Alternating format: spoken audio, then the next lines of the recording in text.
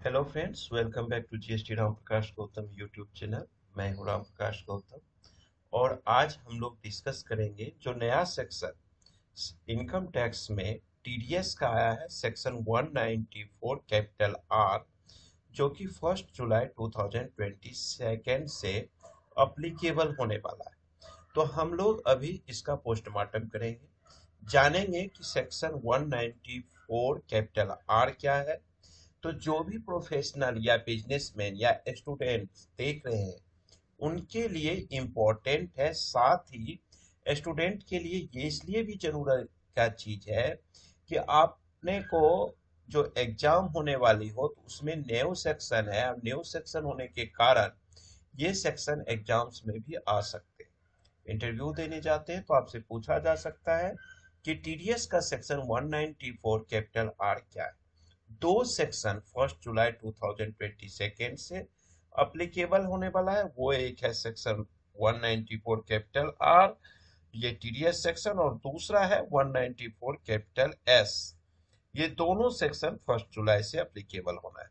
लेकिन अभी मैं बात करूंगा आपसे सिर्फ 194 कैपिटल आर के बारे में, और ये भी मैं कोशिश करूंगा आपको अपने शब्दों में समझा के खत्म करने का, क्योंकि इस पे बहुत सारे एफएक्यू आ चुके हैं। 16 जून को सर्कुलर, उस पे भी हम डिटेल में डिस्कस करेंगे। इससे पहले सबसे पहले मैं आप सभी मित्रों को कहना चाहूंगा कि आज फादर्स डे है।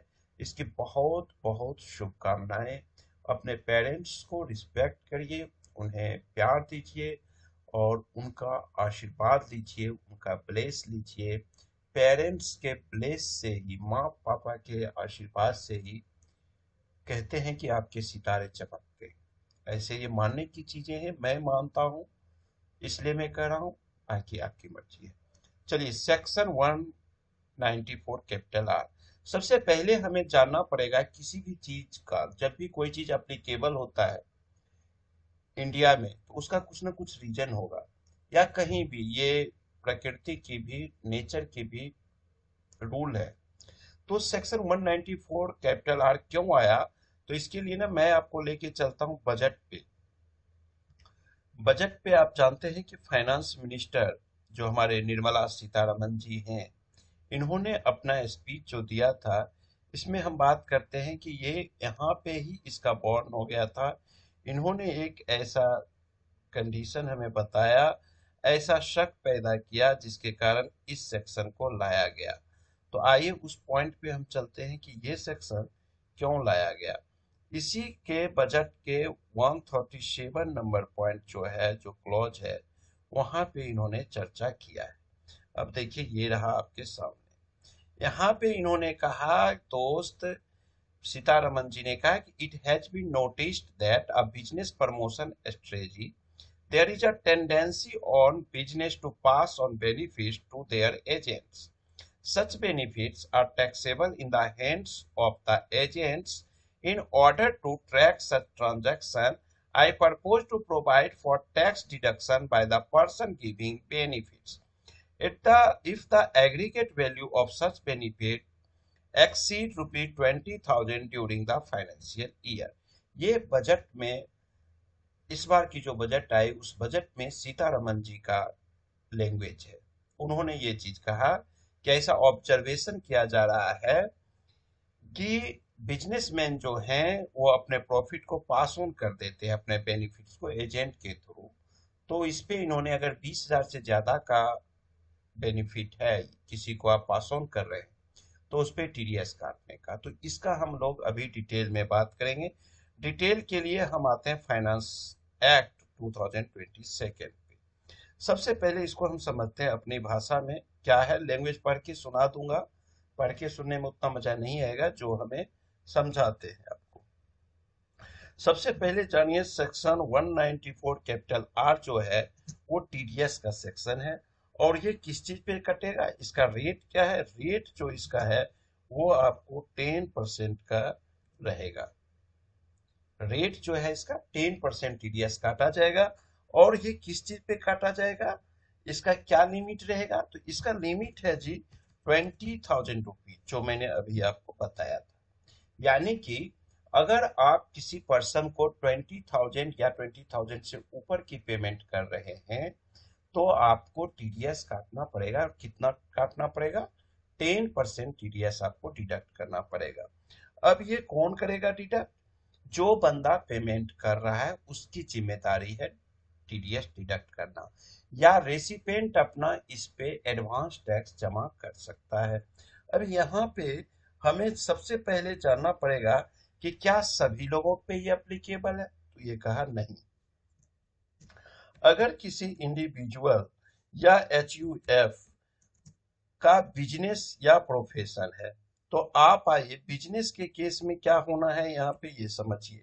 बिजनेस के केस में इन्होंने कहा कि अगर वो बंदा बिजनेस करता है तो उसको कितने पे छूट देना है? 1 CR पे। और अगर एचयूएफ अगर प्रोफेशन करता है तो प्रोफेशन के केस में कहा 50 लाख रुपीज। ठीक है, इससे ऊपर के टर्नओवर वालों पे आपको ये सेक्शन 194 कैपिटल आर अप्लीकेबल है। तो सबसे पहली बात तो आपको मैंने बजट का चीज बता दिया कि आपको ये सेक्शन 194 कैपिटल आर क्यों इंडिया में लॉन्च किया गया। होता क्या था यहाँ पे समझिए। यहाँ पे केस क्या होता था कि सपोज करिए मैं हूँ राम प्रकाश गौतम, मान लीजिए जैसे मैं नौकरी करता हूँ, एक एम्प्लॉय हूँ ANY ग्राफिक्स का। ANY ग्राफिक्स प्राइवेट लिमिटेड में शॉर्ट में AGPL लिख देता हूँ। एनी ग्राफिक्स प्राइवेट लिमिटेड का राम जो है वो एम्प्लॉय है, और मान लीजिए कि राम जो है वो सेल्स का पर्सन है। ठीक है, एनी ग्राफिक्स प्राइवेट लिमिटेड ने मुझे कहा कि मिस्टर राम, आप 5 करोड़ का 5 CR का सेल कर दो। आप 5 CR का सेल कर दो और मैं आपको देता हूं 2 लाख रुपया। मैं आपको 2 लाख रुपए का ट्रिप देता हूं कि आप घूमने के लिए USA चले जाओ। ऐसा होता है सेल्स में, जहां पे भी टारगेट बेस कंपनियां जो होते हैं, खास करके सर्विस सेक्टर्स में आपको दिखेगा। ये तो मैं एक एग्जांपल अपने कंपनी का ले रहा हूं आपसे। तो AGPL ने कहा कि मिस्टर राम, आप 5 करोड़ का सेल्स दीजिए, और आपने कंप्लीट कर दिया। मैंने क्या किया? मैंने सेल्स भी कंप्लीट कर दिया 5 करोड़ का। अब कंपनी 2 लाख रुपए का खर्च मुझ पे कर रही है कि मैं हॉलीडे मनाने के लिए जून के महीने में फॉरेन चले जाऊं। अब जब 2 लाख रुपया लेकर के मैं जाऊंगा तो जो 2 लाख का एंट्री कंपनी करेगी अपने बुक में, क्या करेगी? Business promotion. बिजनेस प्रमोशन को ही करेगी कंपनी। तो हम ये सब लोग जानते हैं कि बिजनेस प्रमोशन को इन्होंने डेबिट कर दिया। अब जो बंदा, कंपनी जो है वो तो दिखा दिया कि जो मेरा एजेंट राम प्रकाश गौतम है इसने अच्छा परफॉर्मेंस किया, मैंने इसे घूमने के लिए फॉरेन भेज दिया, 2 लाख रुपया खर्च कर दिया। अब यहाँ पे इनकम टैक्स से benefit any graphics private limited को मिल गया। अब गवर्नमेंट देखी कि यार एनी ग्राफिक्स तो 2 लाख रुपया राम के नाम पे दे दिया कि राम घूमने गया। अब राम ने तो इसे दिखाया ही नहीं, राम ने इसे नहीं दिखाया। जब राम ने इसे नहीं दिखाया तो गवर्नमेंट को शक हुई कि वो 2 लाख रुपया गया कहाँ, राम ने क्या किया। तो गवर्नमेंट ने कहा कि जी ऐसा हम करते हैं, जो एनी ग्राफिक्स प्राइवेट लिमिटेड है ये कंपनी, ये क्या करेगी, जब 2 लाख रुपया राम को देगी तो टीडीएस काटेगी। अब एनी ग्राफिक्स का टर्नओवर देखना है कि वो क्या है। अगर एनी ग्राफिक्स का टर्नओवर 1 करोड़ या 1 करोड़ से ऊपर है तो ये टीडीएस काटेगी, और ये अगर पेमेंट कर रही है 20,000 से ज्यादा तो ये तो मुझे 2 लाख रुपया दे रही है, तो टीडीएस काटना ही काटना। तो 10% ये हमारा टीडीएस काट लेगी। अब इस 10% को जब वो टीडीएस काटेगी तो क्या होगा, टीडीएस को गवर्नमेंट अकाउंट में डिपॉजिट किया जाएगा, और जब डिपॉजिट किया जाएगा तो राम के 26 AS में ये 20,000, ये 2 लाख का 10% जो अमाउंट होता है आपको, ये अमाउंट कहाँ पे दिखेगा हमें? याद करिए, ये हमें दिखेगा आपको 26 AS में 2 लाख रुपए का आपको 10% आपका जो आ जाता है 20,000 रुपया, वो मुझे कहाँ पे दिख जाएगा? 26 AS में।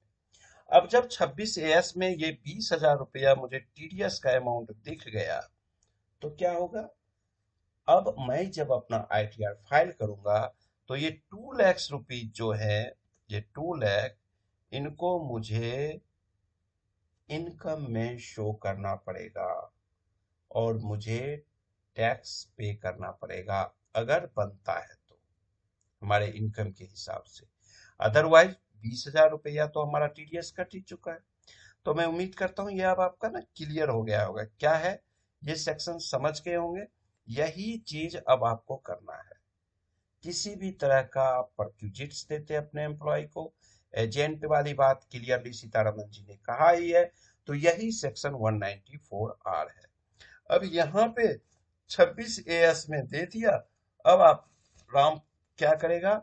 उसको अपना दिखाएगा अपने इनकम में, और जब दिखाएगा तभी जा करके गवर्नमेंट को दोनों तरफ से इक्वल हो जाएगा कि डिडक्टर ने, मतलब कंपनी ने अपने एजेंट राम को एनी ग्राफिक्स ने पेमेंट किया, वो 2 लाख रुपया किया, 2 लाख रुपया पे उसने टीडीएस भी काटा, और वो 26 AS में आ गया, और 26 AS में आने का मतलब गवर्नमेंट की निगाहों में आ गई। और निगाहों में आने के बाद अब राम प्रकाश गौतम जब आईटीआर अपना फाइल करेगा, तो वो 2 लाख रुपीज का एंट्री भी शो करेगा। पहले क्या होता था कि 2 लाख एनी ग्राफिक्स तो दे दिया राम को, लेकिन राम के अकाउंट में कुछ नहीं आता था। एनी ग्राफिक्स अपने एक्सपेंस में दिखा देता था बिजनेस प्रमोशन। ठीक है, क्लियर। अब आइए एक बार हम लैंग्वेज इसका पढ़ लेते हैं। इन्होंने कहा any person responsible for providing to a resident any benefits और परक्विजिट्स। परक्विजिट्स वर्ड आज पहली बार आप नहीं सुने हम। जब इनकम टैक्स का सैलरी आप पढ़ते थे तो सैलरी में परक्विजिट समझते थे, वही चीज यहाँ पे भी यूज किया गया है। और यहाँ पे देखिए, मैं ये पूरे चीज को पढ़ने के बदला हमने इसको हाईलाइट कर दिया है यहाँ पे। यहाँ कहता है कि provided further that the provisions of this section shall not apply in case of resident where the value of aggregate of value of the benefit or perquisite provided or likely to be provided to such resident during the financial year does not exceed 20,000 rupees. यानी 20,000 रुपया से ज्यादा का नहीं है, तो वहां पे देने की बात नहीं है। अब यहाँ पे एक चीज मैं और कहूंगा आपको, जो कि यहाँ लॉ में भी बहुत क्लियरली लिखा हुआ है, और उसको हम एक बार पढ़ लेते हैं।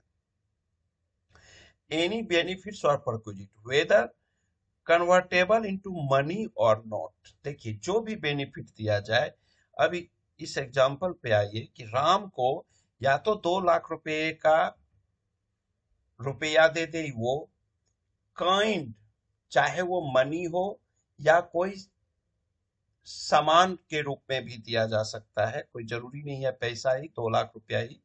कहता है कि वेदर कन्वर्टेबल इनटू मनी और नॉट, चाहे वो सामान जो दे रहा है, गिफ्ट दे रहा है, परक्विजिट दे रहा है, वो मनी में कन्वर्ट हो या ना हो। ध्यान से समझिएगा, इस पे 194R पे एफएक्यू आ चुका है, और उस एफएक्यू का भी डिस्कशन हम लोग करेंगे अगली वीडियो में, और वहां पे ज्यादा क्लियर हो जाएगा कि अगर मान लीजिए कि मैं 2 लाख रुपया लेके विदेशी ना मुझे भेजा, वो 2 लाख रुपया का मुझे कार गिफ्ट कर दिया, 2 लाख की मुझे एक बुलेट गिफ्ट कर दिया, तो वो भी चाहे मतलब उस बुलेट कन्वर्ट हो या मनी में ना हो, या मनी है या नहीं है, काइंड ही हो, या काइंड प्लस मनी कैश, दोनों चीजें हो। जैसे पहले क्या होता था कि कमीशन के रूप में अगर मैंने 5 करोड़ का सेल करके दिया कंपनी को, तो कंपनी जो 2 लाख रुपया मुझे दी, तो ये भी हो सकता था कि कंपनी वहां पे सेक्शन 194 कैपिटल एच के अंदर आपको कमीशन दिखा सकता था एक एजेंट को, है ना। लेकिन यहाँ पे कहता है चाहे मनी हो या वस्तु हो, काइंड हो, चीज हो, या काइंड प्लस मनी हो, दोनों चीज हो। Said before providing such benefit or perquisite, as the case may be, to such resident, ensure that tax has been deducted in respect of such benefit or perquisites at the rate of 10%. 10% के हिसाब से आपको TDS काटना है। उसके बाद यहाँ पे अगर आप देखते हैं तो यहाँ कहता है कि चाहे वो कैश में हो, फुल्ली कैश हो, यहाँ देखिए wholly in kind or partially in cash and partially in kind, but such part in cash is not sufficient to meet the liability of deduction of tax in respect of all of such benefits or perquisites. The person responsible for providing such benefit or perquisite shall before realizing the benefit or perquisite. तो ये चीजें मैंने आपको बता ही दिया। और ये section किस पे अप्लीकेबल नहीं होगा? अगर एक साल में 20,000 से कम का है तो वहां पे अप्लीकेबल नहीं। मुझे 2 लाख मिल रहा था इसलिए अप्लीकेबल है। ठीक है। दूसरा इन्होंने कहा कि एक केस और है जहां पे अप्लीकेबल नहीं होगा कि अगर किसी पर्सन का या एचयूएफ का हुज टोटल सेल्स, अगर बिजनेसमैन है तो सेल आएगा, अगर प्रोफेशनल है तो ग्रॉस रिसिप्ट आएगा, और turnover does not exceed 1 crore in case of business and 50 lakh rupees in case of profession. तो ये चीज इंपॉर्टेंट सेक्शन 194 कैपिटल आर है। अब यहाँ पे मैंने आपको बजट का स्पीच ये बता दिया। अब इसके साथ सर्कुलर नंबर 12 एक 16 जून को सर्कुलेट किया गया है जिसमें इन्होंने एफएक्यू दिया है। इस एफएक्यू पे हम लोग डिस्कस बाद में करेंगे, और अगर एफएक्यू चाहिए तो मैं कई ग्रुप में तो दे दिया हूँ, अपने व्हाट्सएप ग्रुप वगैरह में। आप लोगों को भी चाहिए अगर किन्हीं को तो मैं आपको ये दे दूंगा, यानी कि वीडियो के लिंक में भी नीचे दे दूंगा, वहां से आप लोग डाउनलोड कर सकते हैं। और नेक्स्ट जो वीडियो में लाऊंगा वो स्पेशल मैं इसी पे डिस्कस करूंगा। तो आई होप कि आप लोगों को ये क्लियर हो गया होगा। Section 194 capital R important section है और टीडीएस आपको डिडक्ट करना है 1 जुलाई 2022 से। यानी कि अब कोई भी एक्सपेंस आप आंख बंद करके बिजनेस प्रमोशन में मत दिखाइएगा। ठीक है। Thank you, bye bye.